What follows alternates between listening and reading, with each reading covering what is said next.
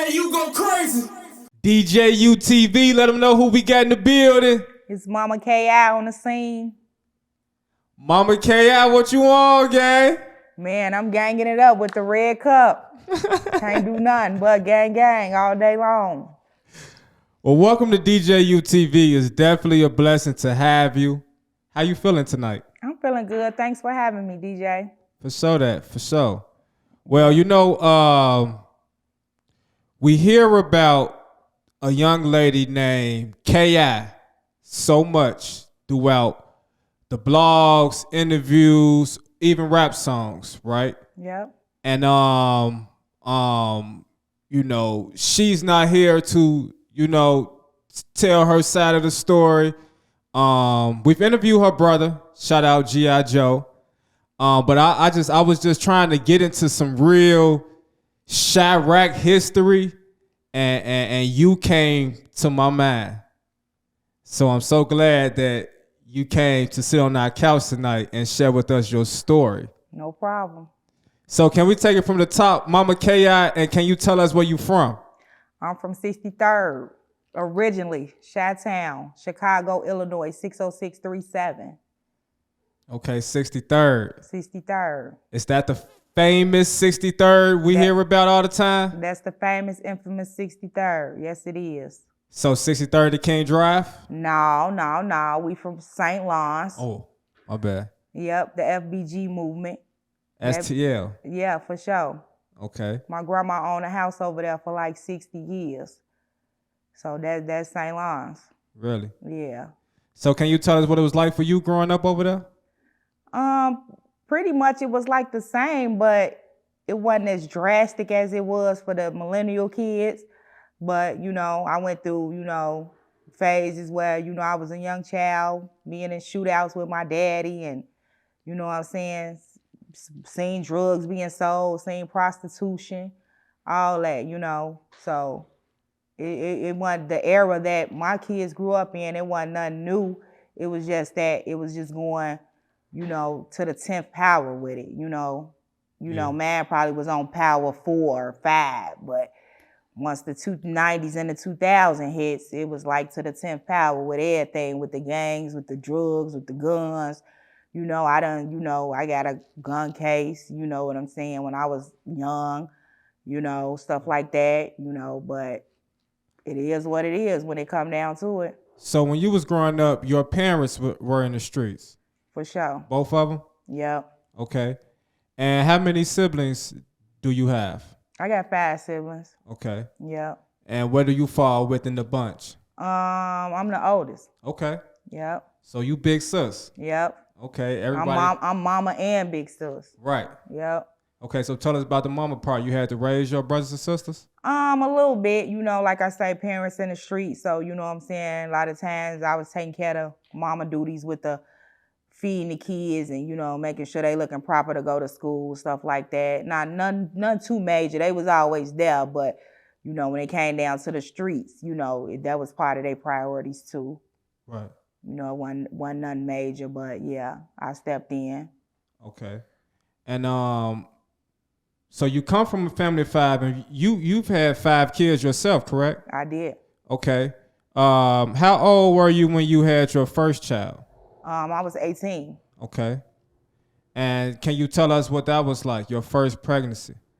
Which child was that? That's my oldest son. You Okay. know what I'm saying? I ain't gonna mention no names, but that's my oldest son. He the oldest over G.I. and K.I. Okay. But yeah, you know, I had him first. You know, I was kind of, like I said, I was in the streets myself. Mm-hmm. So like when I had him, the age of 18, young, I had been to the county jail a couple times, you know, like caught a case and, you know, but when I had my first son, you know what I'm saying, I just knew that street shit, that ain't what I wanted to do. You know, I got a son to raise, you know what I'm saying, and I ain't want to be locked up for the rest of my life or, you know what I'm saying, somewhere dead, you know. So he kind of changed my priorities as far as getting out the streets and, you know, being a mother to my child. Right. Yeah, and then like a year and a half later, I had K.I. and G.I., so now I got 3 kids in Pampers. So that definitely, my mindset just totally kind of really changed after that because, you know, not only did I have twins, I got one that's like 9 months older than them, and everything got to be for them now. I can't live for me no more. Even though the money was coming fast with the drugs and the, the streets, but I couldn't live like that, and I didn't want my kids to live like that. Yeah. So I'm hearing that, you were involved in the streets at a young age yourself.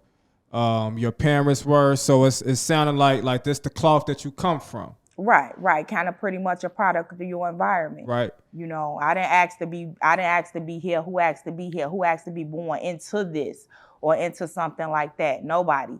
But when you can't do nothing but adapt because it's either you gonna fold or you gonna roll. So it was like we had to roll, Yeah. But as you get older, you do realize your mindset change and you realize I have choices. I can, either make the choice to keep going the wrong route or I can, straighten up and, get it right. Yeah.